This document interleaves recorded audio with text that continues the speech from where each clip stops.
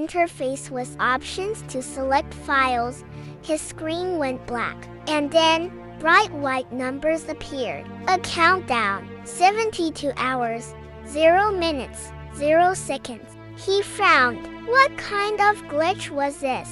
He tried swiping up to close the app, but nothing happened. The countdown just kept ticking down. 71, 59, 58, 71, 59, 57. He held the power button trying to force a restart. The screen didn't respond. He tried to power it down completely. Still nothing. The phone was now just a black mirror with a relentless clock. Annoyed, Mark tossed the phone onto his bed. Whatever, he muttered. The battery will die eventually. But it didn't. The next morning, the phone was still on. The screen still glowing.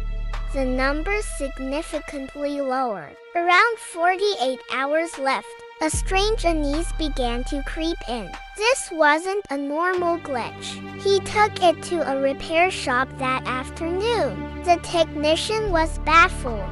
He couldn't access the phone system, couldn't force a shutdown, couldn't do anything. I've never seen anything like this, the tech admitted, handing it back. Looks like you'll just have to wait for the battery to die. But Mark knew it wouldn't. The battery percentage wasn't even displayed anymore. The second day was worse. With under 24 hours to go, the dread was a physical weight in his stomach. He tried to ignore the phone, leaving it face down on his kitchen counter. But he couldn't. It was like a magnet for his anxiety. He'd find himself staring at it, watching the seconds disappear. 15 hours, 10 hours, 8 hours. What was this counting down to? A system wipe? A prank? Or something else? He tried to reason with himself. It's just a phone, a piece of technology. It can't hurt him. But the feeling of being watched intensified. He started seeing things out of the corner of his eye, a shadow moving too quickly, a flicker in his peripheral vision. He blamed it on lack of sleep. That night, with about 6 hours left on the timer, he couldn't take the silence anymore. He picked up the phone. The screen was still black, the numbers glowing ominously. He stared at his own reflection, his face pale and drawn with worry. He forced a small, nervous smile, trying to reassure himself. But in the reflection on the screen, his mouth didn't move. His reflection just stared back, blankly. Mark's blood ran cold. He dropped the phone on his desk, his heart hammering against his ribs. He blinked, thinking his tired eyes were playing tricks on him. Slowly, he leaned over and picked it up again. He looked at his reflection. He raised his right hand.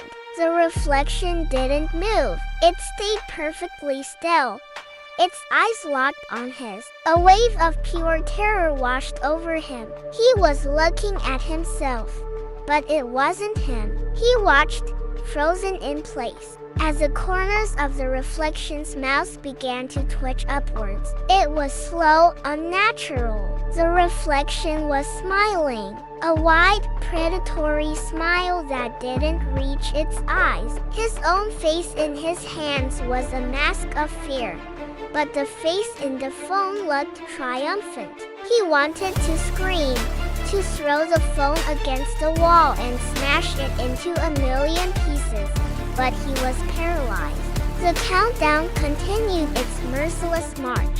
3 hours, 2, 1. The final hour was agony. Mark sat on the floor, his back against his bed, the phone on the carpet in front of him. He couldn't look away. The smiling face in the screen never wavered. It just watched him, waiting. He watched the minutes turn into seconds. 59, 58, 57. His mind raced. What happens when it hits 0? the phone just explode? Will it shut off? Each second that passed felt like a lifetime. 30 seconds. He could see the reflection smile widening. Its eyes gleaming was a sickening anticipation. 20 seconds. He tried to scramble away to put some distance between himself and the phone, but his limbs wouldn't obey. He was trapped, a spectator to his own demise. 10, 9, 8. The reflection smile was impossibly wide now. 7, 6, 5. It began to raise a hand, not mirroring him. It was acting on its own. 4, 3, 2. The digital hand was no longer flat against the screen. It was pressing forward, distorting the glass like a rubber sheet. 1.